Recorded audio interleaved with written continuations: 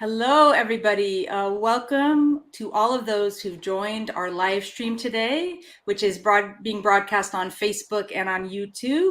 I am Mara Cronenfeld, the Executive Director of UNRWA USA, and we have a great live stream for you today.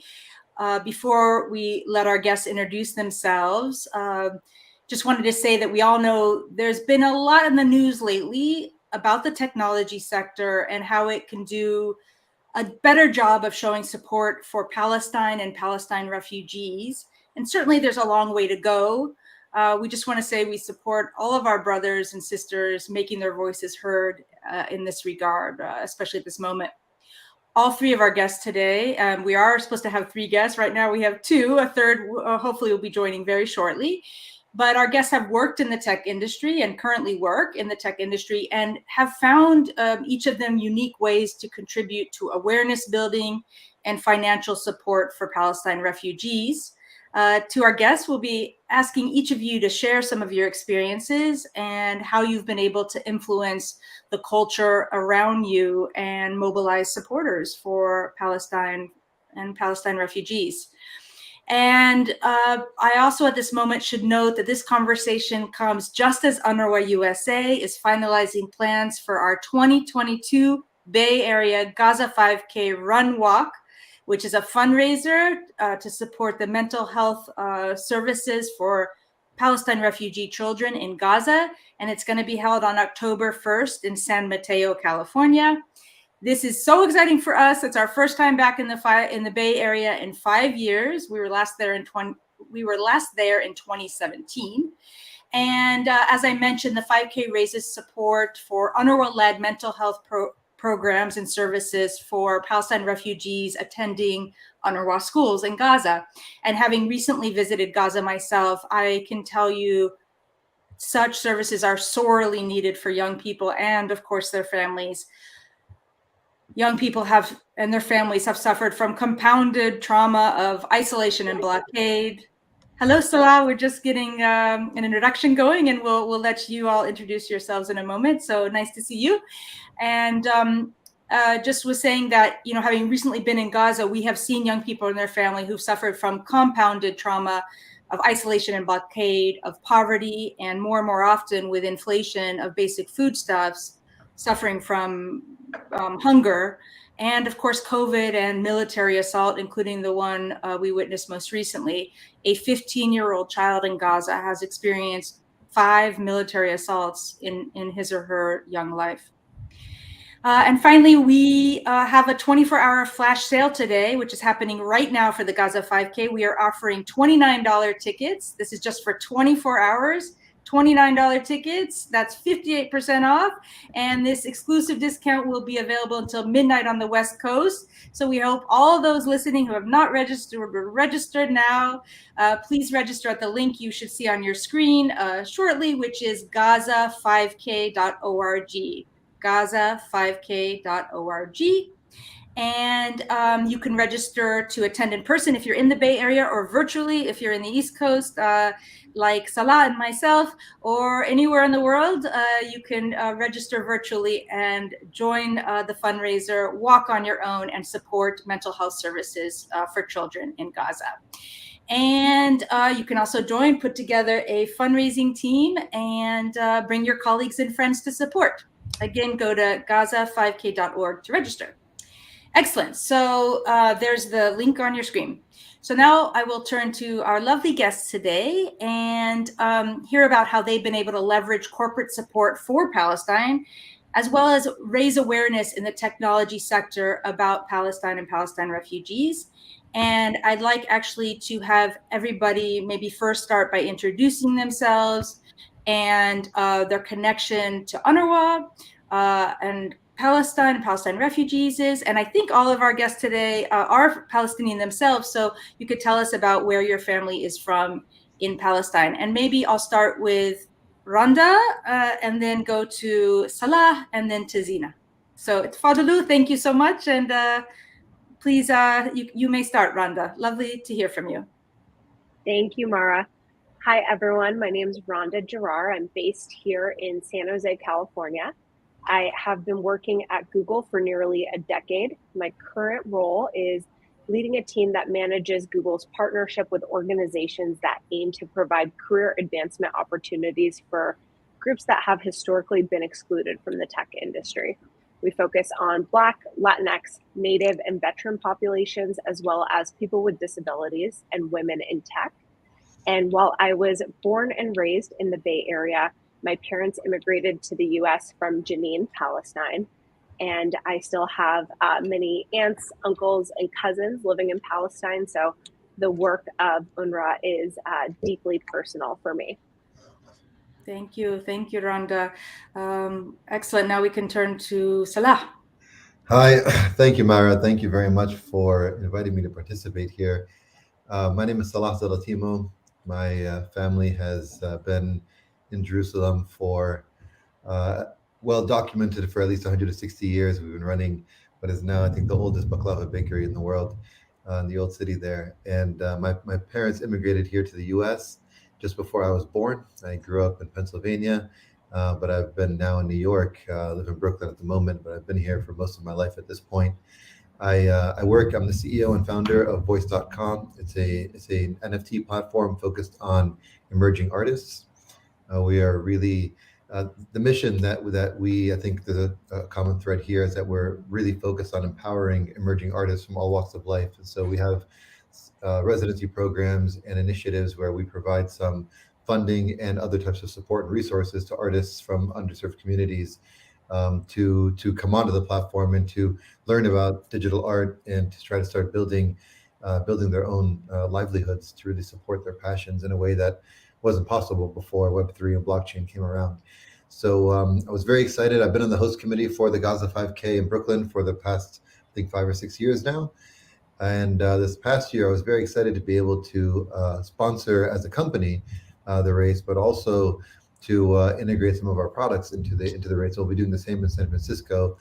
We had a proof of attendance NFT with some of the beautiful artwork that the Gaza 5K has been using in their marketing materials. And so I'm very excited to bring this, to help the Palestinian community, both here and globally, as well as in Palestine, into the Web3 world, because it really presents a lot of opportunity for empowerment and enrichment. Thank you, Salah. And we got a crash course from you in Web3 and NFTs, which was really useful. Don't test me or don't quiz me. I can't remember it all, but it was such a unique partnership. And we were so great. We've always been grateful to have you on the host committee in New York, and for that really innovative partnership with Voice. Thank you so much for working so closely with us. And I, like you said, we have some amazing artwork around the Gaza 5K. We have Palestinians in the diaspora, Palestinian Americans contributing the very art you see around when you go to GAZA5K.org. And it's part of our mission at UNRWA USA to help raise awareness about the diaspora and some of the beautiful artists and artwork that this population has produced. So excellent. We'll now turn to Xena OJ. Thanks. Hi, I'm Xena OJ. Really happy to be here and very appreciative of the work that UNRWA is doing. I currently work in venture capital in San Francisco, but I'm also on the TechWadi operational board, and we're really excited to be partnering with UNRWA on the Gaza 5K and spreading awareness around it. I was raised between Jordan and California, spent my time equally between the two, but I'm originally Palestinian Syrian, so my mom's from Tulkarem and Anabta. And I have family in Palestine and Syria, so very unfortunately know the refugee plight from both sides. Thank you, Xena. And I understand you founded your own company, is that right? Previous to your work in San Francisco, can you tell us a little bit about that? Yeah, so I started my career at a healthcare tech startup and then decided that I wanted to do something that was more heavily involved in the Middle East and the Arab region. So I co-founded GISME, where we were working on company transparency in the Middle East, and we launched that in Jordan, the UAE, and Lebanon. And it is still operating and just focusing on creating more positive work environments in the Arab region. Wow. Thank you, Xena. It's been such a pleasure working side by side, you and TechWadi, and we'll learn more about that partnership that Xena and myself and our staff have put together for the Bay Area very soon, later in this session. So turning to Ronda, the tech industry has historically, the tech industry in the US has had strong relations with Israel, and this has been in the news in particular lately, this strong relationship. You work at Google. How have you been able to channel support for Palestine and UNRWA in particular while working at Google? Yes. So while I can't comment on Google in the news, I can share how I've used the company's employee resource groups and fundraising platform to build support for Palestinian humanitarian causes. So the last time that the Gaza 5K was in the Bay Area back in 2017, I assembled a team of Googlers to participate. We called ourselves the Gazooglers. I was able to build the Gazoogler team by soliciting interest from Google's affinity mailing list. So some of these are official ERGs at the company, while others are just listservs of like-minded folks. So at Google, we have groups for Muslims, Arabs, Palestinians, and activists. The Gazooglers were able to amplify their impact through Google's generous gift matching program. Not only do Googlers get their donations matched, but their fundraising efforts are also eligible for matching. It ended up being a great way to connect with coworkers who had similar interests while supporting UNRWA's work in providing life-changing resources to Palestinian refugees. Great, Rhonda. And let me just ask a couple of questions, especially for those who are less familiar with some of the terminology. So ERGs, what are ERGs? Employee resource groups. So those are groups that are officially recognized by the company, and the goal of employee resource groups would be to make sure that groups within the company have a voice. So here at Google, we actually have an officially recognized and funded ERG is the Inner Belief Network. So that includes the Muslims community. It includes the Jewish community at Google, Christian community, along with many others. We also have a Kamina group, which includes a lot of subgroups that are identity groups within the Middle East, North Africa region. Great, excellent. And if I can get into the mechanics a little bit, so of your engagement on the Gaza 5K previously, so is it correct that you put together a fundraising group on GAZA5K.org, and then you invited your friends and colleagues into this group, and then how did they connect their donation to the matching funds from Google? Yes. So Google has an internal platform. It's a third-party company called Benevity that essentially Benevity will like get organizations certified. They do like a check to ensure that they're set up as a nonprofit. Through Benevity, Googlers are able to get any fundraising efforts that they have generated matched by the company. Google's gift match is very generous. It's $10,000 per year for every Googler. They'll match dollar for dollar on any nonprofit that is supported through the platform. And exactly what you had outlined, Mara, I essentially just created this group on UNRWA's platform, invited my friends, family, and coworkers to join. And the great thing was Googlers were able to get their fundraising efforts matched. That's wonderful, and we understand, talking to you and other colleagues and friends in the Bay Area, that this kind of corporate matching is not unusual. Certainly, it happens on the East Coast too, but we know it's quite common in the tech sector. So we all encourage anybody who is working at a company that offers this match to set up your own team at GAZA5K.org and get your friends and colleagues involved, and then get your corporate match. And all of this, of course, goes to support mental health services for refugee children in Gaza. So thank you, Rhonda. That's so cool. And I assume you've set up a team this year for this Gaza 5K in the Bay Area. Yes, and a couple of tips I would have for anybody who's looking to leverage their company's internal gift matching opportunities. I think one of the huge draws of participating in something like this is employees get to connect with like-minded coworkers. So if you do want to set up a company team, or you want to invite your coworkers to join your team, I would really suggest organizing like a brief meetup prior to the 5K and encouraging folks to wear company swag so they're easily identifiable at the event and folks can kind of create those connections. Another suggestion I have is your company might have some existing inclusion events where you could potentially plug in some fundraising efforts. So back in Ramadan of 2018, Google hosted an iftar dinner for Muslim employees and their families. And by connecting to the Muslim ERG, we were able to plug UNRWA's iftar fundraiser into the communications. And really just that very small effort ended up generating $20,000 of fundraising. Wow. So lots of opportunity, and not only is it helping out a fantastic organization, but I think it's brought coworkers together.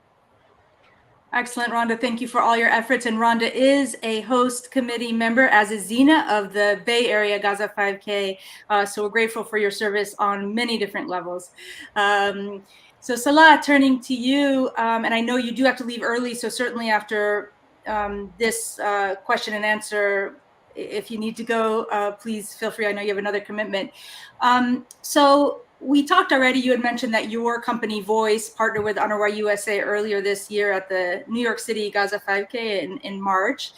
And you mentioned the partnership, maybe for those of us who are a little bit less tech savvy, a little bit less knowledgeable on NFTs and Web3, what NFTs are exactly, and then a little bit more just about the mechanics of how the NFTs that you gave away, how participants were able to access them at the 5K themselves, and then also maybe you could pat yourself on the back a little. Tell us about the wonderful contribution you were able to make as well from your organization. Thank you, Mara. I think NFTs have been in the news a lot, and there's been a lot of kind of confusion about them, and it is very technical, and it's still something that's developing and new. And I was really grateful to you and to UNRWA for even being open to getting involved with something like that around the race, because there's already so many things happening, and introducing something that is relatively new and somewhat confusing to people could be viewed as risky. But I very much appreciate you taking that chance with us, because from my point of view, and I've been working in media and in product development and technology my whole career, and I've seen firsthand how empowering digital work and remote work and software work can be for people who are still actually in Palestine and Palestinian refugees around in that region. And aside from just what we do day to day, we employ about 15 software developers and other engineers in Jordan and Palestine currently, and we did the same in my previous company as well, because there's no borders in the digital world. And you start hearing about the metaverse today, and it's again still kind of taking shape. But what is definitely true about it is that it doesn't have the same limits, physical limits that our traditional world has. And so for a country that is physically contained and essentially an open air prison, there's no more liberating power and potential than digital and Web3 and the metaverse. And so the NFTs that we brought to the Gaza 5K in Brooklyn were really just a token of to show support. And for those people who came to the Gaza 5K, you had to physically be present and scan a QR code that was geofenced. And if you did, you were given a free NFT, which the lingo for that is it was airdropped to you. And it was really it's more of a badge of support to show that this is something that you were there and that you showed up and that you showed up for Gaza, you showed up for mental health for children in Gaza. But it is what makes it unique and why NFTs are exciting as a potential empowering force in the world of media and the world of creation is because for the first time ever, we can actually verify that image that you got is we can prove that you were actually there and it came from UNRWA as opposed to somebody texting it to you via WhatsApp or on your phone. There's a proof. There's a certificate of authenticity, and that certificate, that proof, lives on a blockchain that is not controlled by any one entity. So it can't be modified, it can't be edited, it can't be censored in any sort of way. It is autonomous. And speaking to our own community here, like we know how those things can go wrong. And when power is centralized, if you are on the wrong side of that, you pay a hefty price, and there's often little you can do about it. So a future that is decentralized and that is autonomous is very much in a pro-human movement, and it's very much, in my view, very pro-Palestinian. So I think just embracing this technology, even at that level, without even understanding it further, just know that it is a movement that can really help our community and our people. Wow. Thank you, Salah. That was both so profound and also so the most clear explanation of NFTs. You have a gift for this, obviously. That's why you're in this business. The most clear explanation I have ever heard, and it really made sense. Now that I've heard this from you the second time, it really finally concretized in my own head. So thank you for that, and I couldn't agree with you more. Just I'd mentioned in the beginning having been in Gaza in June, and it was my first time to go to Gaza, and had so many emotions. But one of the things that was so profound was they say education is the religion of the Palestinian people. You have these brilliant graduates, many software engineers, many women in the digital technologies who are so articulate, so well spoken, and so intelligent and well trained, who can't get jobs because of the blockade and can't contribute to the economy because the economy's closed off and there are very few opportunities. And the gig economy, remote work, and the kind of hiring you're doing is so much going to be part of the future growth of Gaza and the West Bank, of course. And lovely to see you engaged in that, and also thinking about that power dynamic and who controls information, and how a kind of freer form of control of that information is ultimately liberatory. So I really appreciate your engagement, Salah, and all of your efforts for Gaza 5K and for UNRWA USA. And I'll let you proceed to your next commitment as you need to. Mara, thank you so much. If you wouldn't mind, I do have a plug, actually. Please go ahead. Also, it's combining a couple passions of mine as well. So like definitely engineering and software work is something that I think is easy to well, I shouldn't say easy, but it's pretty clear cut where those job opportunities are for remote work for people in Palestine and generally in the refugee status. But what is not so far is art and any sort of creative expression. And not only culturally, as you said, right, education is our focus, and as Palestinians and in general as immigrants, art really takes a back seat, and it's really difficult to be a full-time artist as a Palestinian and as an immigrant, definitely as a refugee. So I'm currently working with a curator, a Palestinian curator, to develop a digital art residency that we will fund and we will resource here through Voice, and it's something that we want to launch in the coming months. So my plug or my ask is that if you happen to know anybody that is a Palestinian or related digital artist that might be interested in joining this residency program, I'd love to be in touch. You can email me, salah@voice.com. You can find me on Instagram, salah.zalatimo. And please just help start building that connection for us, because the Palestinian artist community is very, very fragmented, and it's been hard. I've been trying, and it's been hard to find semi-professional artists in that space. So if you wouldn't mind, I appreciate that. And Mara, with that, I'm sorry, I do have to leave in a couple of minutes. I have an appointment at 3:30, but I will hang out and just drift off. Wonderful. And actually, for Diala on the back end, if you can put up Salah's email again, Salah, tell us one more time, and Diala hopefully can put it up there, because we would love, this is a great audience to advertise such a residency to, and hopefully you'll get lots of response. So maybe tell us your email one more time. And there, Salah, you put it in the private chat. Let's see if we can put it in the public one, but it's Salah, SALAH @voice.com. Excellent, Salah. Thank you so much. And we couldn't agree with you more. And actually, I'm going to turn to Xena, who's going to introduce, her work at TechWadi, and also some of the partnerships we're engaging in for October 1st and the week ahead of it. Some of it involves Palestinian artists. So we'll talk about that a little. Xena, now to you, if you could tell us about TechWadi. I understand you're on the board of TechWadi and what its mission is, and a little bit about the membership of TechWadi. Who are the members? Where are they from? What is their engagement in the organization? I'm going to start by saying that I now also understand NFTs. So thank you very much, Salah. You saved me from a lot of the reading that I've been trying to do about it.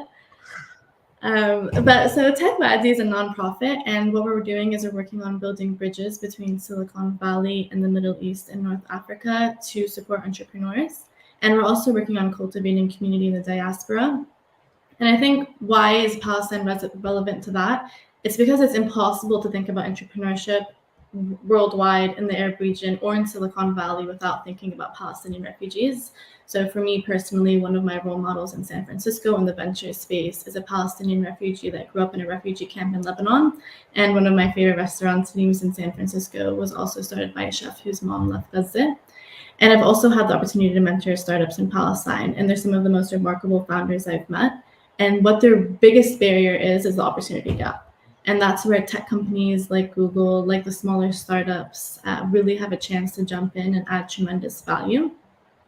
So TechWadi, we do events in San Francisco. We do some events in New York on the East Coast. So we have a bunch of events coming up in San Francisco in the next 2 months, including our annual forum in November. And then we also have an event in New York also this month. And so if you do want to hear more about our events, I urge you to go to our website and to learn more about what we do. Great, Xena. And so you mentioned one of your role models being a refugee who started a restaurant in San Francisco. Maybe you can tell us the name. I have a feeling I know who it is and what that restaurant is. Let's let you say her name and the restaurant. And I hope we'll get to visit the restaurant, our team, when we go out there in a couple of weeks. Yeah, so the restaurant's called Dreams. It's honestly the best Menaish I've had outside of Amman. So definitely worth going to when you're in the Bay Area.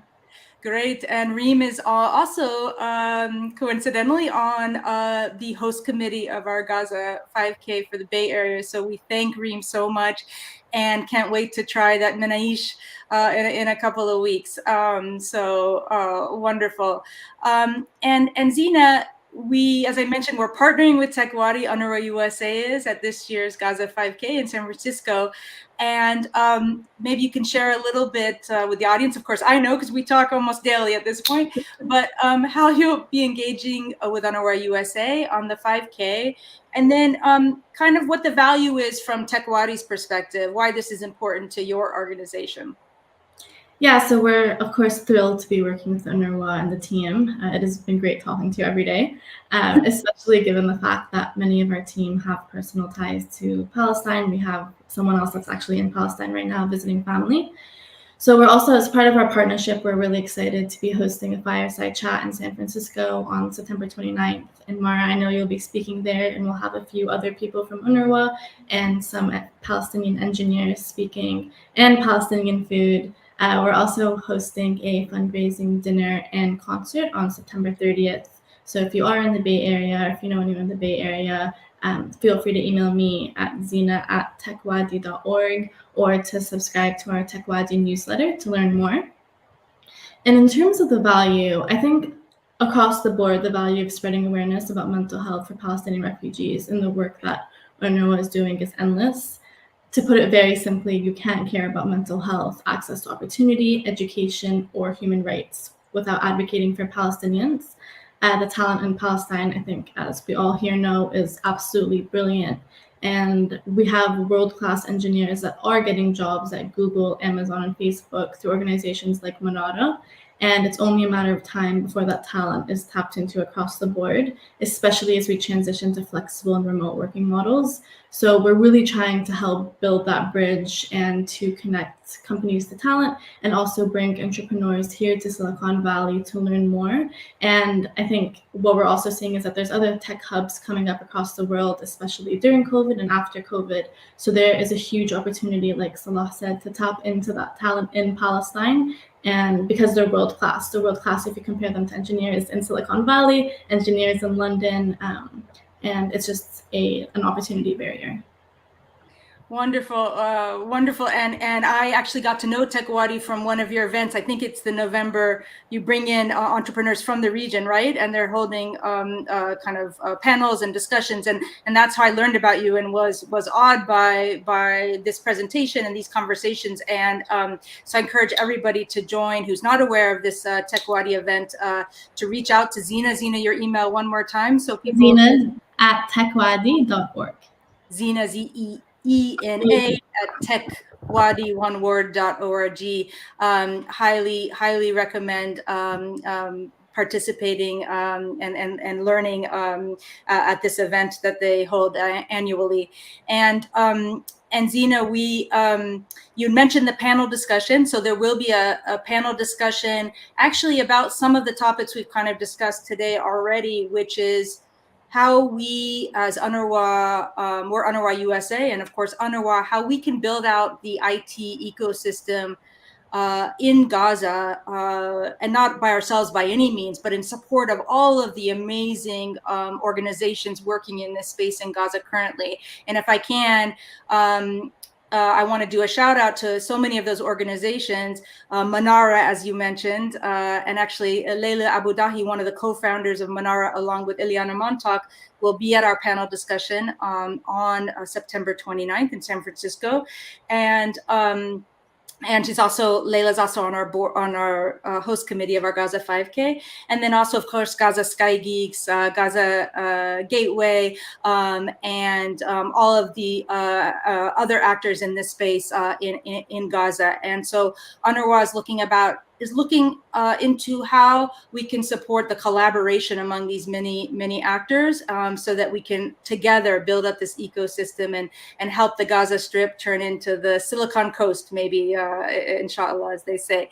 So that's excellent. And also through your colleagues, we've been able to access some musicians. So I think is it okay if we mention, maybe Xena, if you mention who we hope to have at the Gaza 5K itself performing? Yes. I think maybe we can keep it a surprise. Okay, it'll be a surprise. We're going to have some very exciting musicians, both at the concert / fundraiser, and also someone performing at the Gaza 5K, super hype people. And honestly, like adding on to what Mara just said, it just really goes to speak about how there's a role that everyone can play in helping Palestinians, whether you're a musician, whether you're an artist, whether you're in tech. And it's just all of us putting those pieces together and continuing to move forward. Wonderful. This is wonderful. Salah, thank you so much. Wonderful. Thank you all. It's been such a pleasure speaking with you. You guys have supported our mission, UNRWA USA's mission, on so many levels and continue to do so. It's been a personal pleasure getting to know both of you. And thank you to you and to Google and to Tekwadi and to Salah and Voice for all of your support. We're immensely grateful. And I'll one last time tell all the viewers to go to gaza5k.org, register for the Gaza 5K. There's a 24-hour flash sale right now. You can get a 58% discount on the registration, and form a team, get your colleagues, your coworkers engaged, access your company's matching gifts, and also you'll be eligible for fabulous prizes, including my favorite and what I'm trying to win, although I think I'm not gonna, unfortunately, but I'm trying to win, which is a box of Palestinian tatris from Sulafa. If anybody saw the live stream recently, we saw some beautiful, beautiful tatris, Palestinian needlework, and we have a box of incredible items, handcrafted embroidery from Gaza for some of the prizes, fundraising prizes. So Ronda, Xena, thank you so much, and we'll see you in San Francisco real soon. It was an honor. Thank you so much. Looking forward to seeing you on October 1st. Great. Thank you. Thanks, Xena. Thanks, Rhonda.